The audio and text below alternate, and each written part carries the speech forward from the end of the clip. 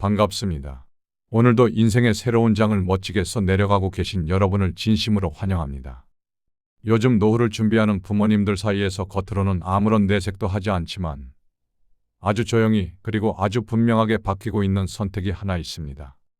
명절에 자식들이 찾아와 용돈을 쥐어주고 손주들이 재롱을 피우며 온 집안에 웃음꽃이 피어도 가슴 한구석에 담아둔 그 생각은 결코 흔들리지 않습니다. 그 선택은 바로 이것입니다.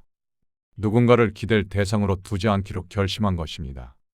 이 말이 처음 들을 때는 참 차갑고 서글프게 들릴지도 모릅니다. 세상에 믿을 게 자식뿐인데 내 피부치한테 안 기대면 누구한테 기대나? 너무 정없는 소리 아니냐? 라고 서운해하실 분도 분명 계실 겁니다. 하지만 이건 냉정해서가 아닙니다. 인생의 온갖 풍파를 다 겪어보고 자식도 뼈 빠지게 키워보고 세상 돌아가는 이치를 꿰뚫어본 분들이 내린 가장 지혜롭고도 현실적인 결론입니다. 우리가 살아온 세대를 한번 돌이켜 보십시오. 예전에는 노후를 이야기할 때 정해진 공식이 있었습니다. 젊을 때 내 몸 아끼지 않고 고생해서 자식들 공부시키고 시집 장가 보내놓으면 나중에 내 몸 하나 의탁할 곳은 있겠지.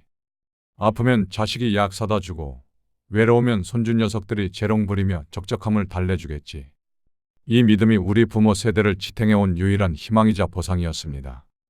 하지만 지금은 어떻습니까? 시대가 너무나도 빠르게 우리가 따라가기 벅찰 정도로 달라졌습니다. 이제는 기대를 하면 할수록 서운함만 독처럼 쌓이고 의지하려고 할수록 노후의 기반이 모래성처럼 무너지는 시대입니다. 자식들도 자기 아이들 학원비에 좀처럼 깎이지 않는 대출 이자의 숨이 턱 밑까지 차올라 있습니다.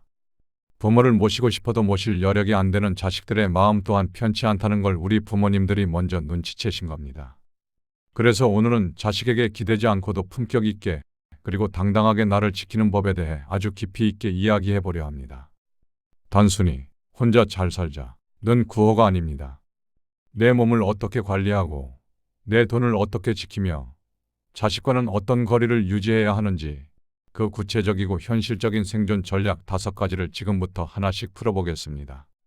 대구에 사시는 72세 김영숙님의 이야기를 들려드릴까 합니다.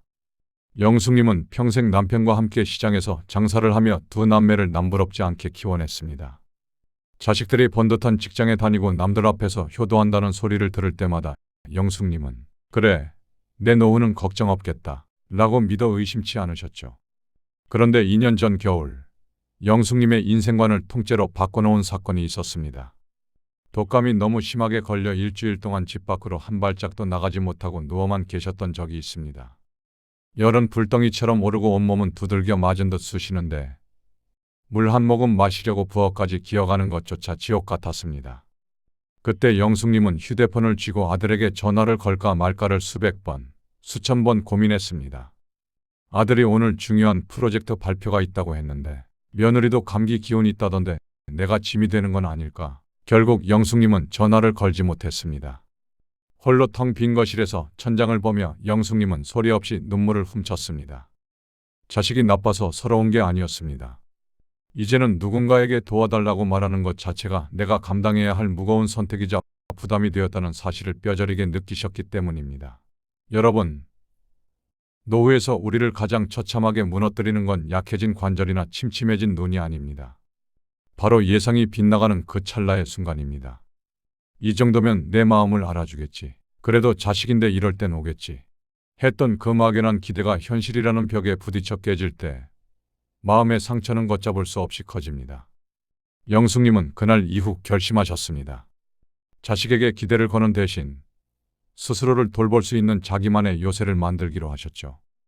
자식에게 짐이 되지 않는 것이 내가 할 수 있는 마지막 사랑이자 나를 지키는 유일한 길이라는 것을 깨달으신 겁니다. 그렇다면 우리는 어떤 준비를 해야 할까요?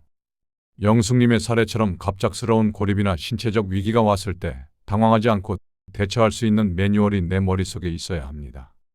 자식이 오지 않아도 3일은 버틸 수 있는 비상식량과 상비약, 그리고 감정에 호소하지 않아도 나의 상태를 알릴 수 있는 연락체계. 이것이 독립적인 노후의 첫걸음입니다. 노후를 현명하게 준비하는 분들은 절대로 거창한 계획을 세우지 않습니다. 자식들을 명절에 불러 앉혀놓고 나 이제부터 너희한테 안 기댄다 라고 비장하게 선포하지도 않습니다. 그런 말은 오히려 자식들과의 관계를 어색하게 만들고 불필요한 오해만 불러일으킬 뿐이죠. 대신 아주 조용히 자신의 일상을 지키는 시스템을 구축하기 시작합니다. 서울 구로구에 사시는 70세 이정호님은 퇴직 후 5년 동안 나는 아직 청춘이야, 걱정 마 라고 입버릇처럼 말씀하셨습니다. 그러다 어느 날 새벽 화장실에 가려고 일어났는데 갑작스러운 기립성 저혈압으로 어지럼증이 오면서 벽을 짚고 겨우 버티셨습니다. 그 짧은 몇 초 동안 정호님의 머릿속에는 공포 영화 같은 수만 가지 생각이 스쳤습니다. 내가 지금 여기서 쓰러지면 누가 제일 먼저 발견할까? 자식들이 퇴근하고 밤늦게 전화할 때까지 나는 차가운 바닥에 누워 있어야 하나? 그날 이후 정호님은 집안의 가구 배치부터 완전히 바꾸셨습니다. 밤에 자다 깨서 걸어갈 때 발에 걸릴 만한 작은 테이블이나 화분들을 치우고 침대 밑에는 센서 등을 달았습니다. 그리고 화장실 바닥에는 미끄럼 방지 매트를 촘촘하게 깔았습니다. 하드웨어적인 준비를 끝낸 뒤 정호님이 하신 일은 더 놀랍습니다.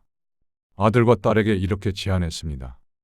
얘들아, 엄마가 이제 매일 아침 9시에 우리 가족 단톡방에 하트 이모티콘 하나를 올릴게. 너희는 바쁘니까 답장은 안 해도 된다. 그냥 엄마가 오늘 아침에도 잘 일어났구나 하고 숫자 1만 없애다오. 혹시 오전 10시까지 내 소식이 없으면 그때만 나한테 전화를 해주렴.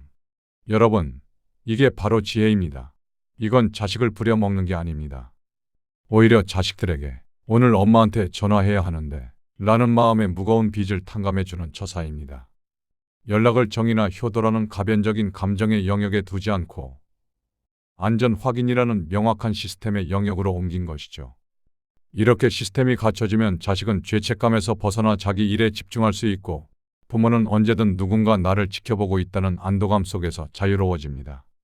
이제 조금 민감하지만 피할 수 없는 돈 이야기를 해볼까 합니다. 노후에 돈이 많으면 물론 좋겠지요. 하지만 100억 자산가라 하더라도 매달 나가는 병원비와 생활비의 흐름이 불확실하면 그 사람은 매일이 불안합니다. 반대로 수중에 큰 목돈은 없어도 매달 꼬박꼬박 내 손에 쥐어지는 확실한 현금이 있다면 그 사람은 당당해집니다. 노후의 자존감은 통장 잔고의 액수가 아니라 내가 내 돈을 얼마나 통제하고 있느냐에서 나옵니다. 경남 진주에 사시는 71세 박종선님은 평생 공직에 계시다 퇴직하셨습니다. 남들이 보기엔 연금도 꼬박꼬박 나오고 집도 한 채 있으니 걱정 없어 보였지만 종선님의 마음은 늘 살얼음판이었습니다. 갑자기 목돈 들어갈 일이 생기면 어쩌나. 물가는 하늘 높은 줄 모르고 오르는데 내 연금만으로 버틸 수 있을까 하는 막연한 공포 때문이었죠. 종선님이 하신 일은 의외로 간단했습니다. 가장 먼저 돈의 구멍을 찾아내는 것이었습니다. 통장 정리를 새로 하면서 자동이체되는 목록을 싹 뽑아보셨죠. 내가 가입한지도 몰랐던 통신사 부가 서비스, 3년 전 손주 준다고 신청했던 잡지 구독료, 그리고 보장 범위도 잘 모른 채 매달 빠져나가는 오래된 보험료들. 이걸 하나하나 따져보고 과감하게 정리하셨습니다. 그렇게 지출의 구멍을 막고 나니 신기하게도 매달 40만 원이라는 여유 자금이 생겼습니다. 여기에 한 걸음 더 나아가 주택연금을 신청하셨습니다.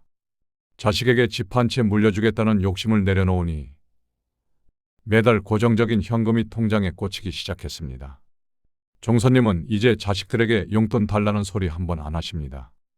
오히려 명절에 손주들 오면 할아버지가 쏜다 하며 넉넉히 세뱃돈을 쥐어주시죠. 돈이 갑자기 늘어난 게 아닙니다.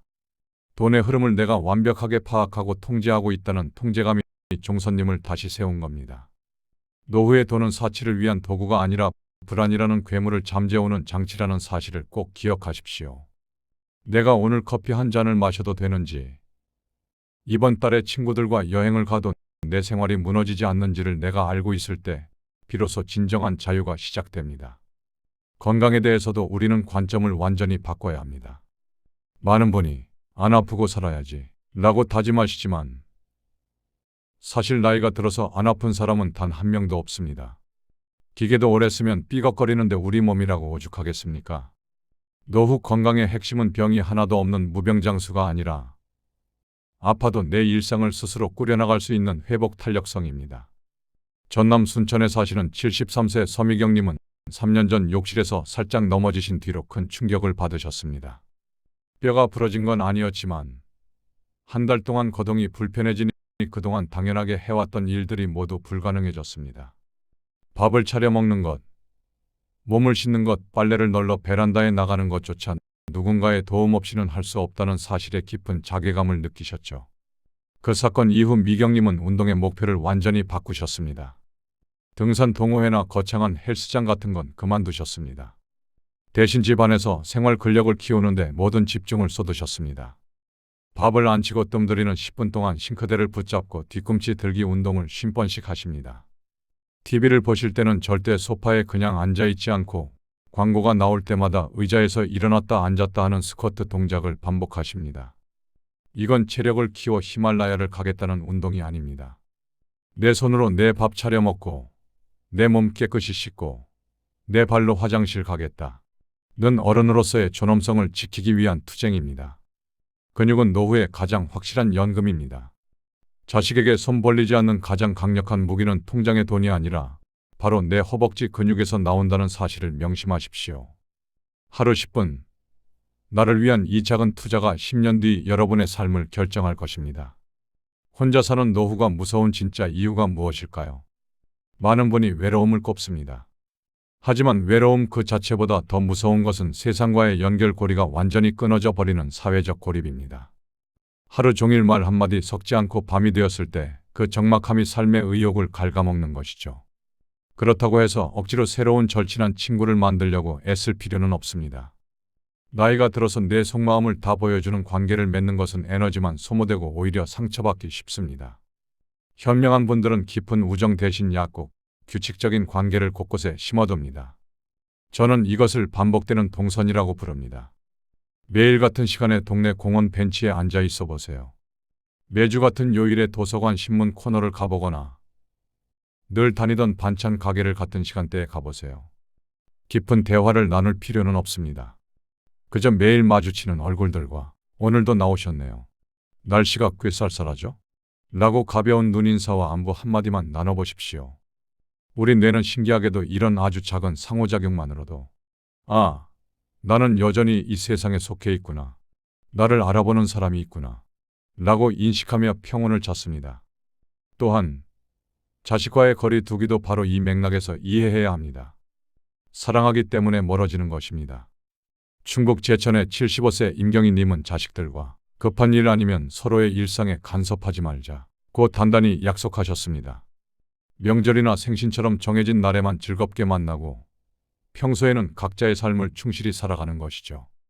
기대가 줄어들면 신기하게도 사랑은 더 투명해집니다. 예전에는 자식이 왜 전화를 안 하나 하며 휴대폰만 쳐다봤지만 기대를 내려놓으니 가끔 걸려오는 전화 한 통이 보너스처럼 느껴지고 더 반갑습니다. 자식들도 부모님이 당당하게 자기 삶을 즐기시는 모습을 보며 미안함 대신 존경심을 갖게 됩니다. 서로를 예의 있게 대할 수 있는 거리를 유지하는 것, 그것이 노후 관계의 최고의 미덕입니다.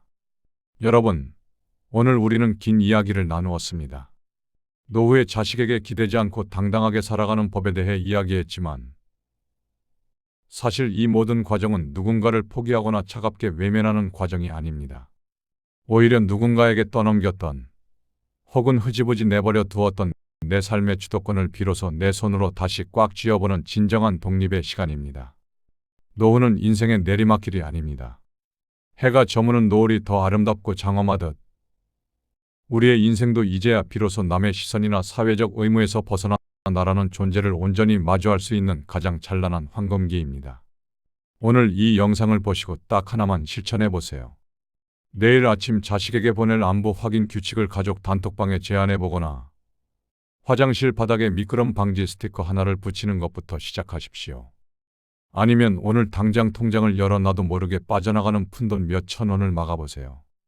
이런 아주 작은, 어쩌면 사소해 보이는 선택들이 하루하루 쌓여 어느 순간 누구에게도 휘둘리지 않는 뿌리 깊은 나무 같은 단단한 노후를 만들어낼 것입니다. 늦었다고 생각하지 마십시오. 환갑이어도 고이여도 혹은 팔순이어도 괜찮습니다. 오늘이 당신의 남은 생에서 가장 젊고 힘 있는 날입니다. 노후는 끝이 아니라 가장 나답게 살 수 있는 새로운 방향을 잡는 시간입니다. 여러분의 당당하고 평온한 홀로서기를 진심으로 응원합니다. 오늘 이야기가 여러분의 마음 한구석에 작은 용기가 되었다면 좋겠습니다. 여러분만이 준비하고 있는 혹은 이미 실천하고 있는 노후의 지혜가 있다면 댓글로 소중한 경험을 나눠주세요. 여러분의 댓글 한 줄이 누군가에게는 인생을 바꿀 커다란 위로와 힌트가 될 수 있습니다. 오늘 영상이 도움되셨다면 구독과 좋아요, 그리고 알림 설정 꼭 부탁드립니다. 여러분의 따뜻한 응원이 더 많은 분에게 이 희망의 메시지를 전하는 큰 힘이 됩니다.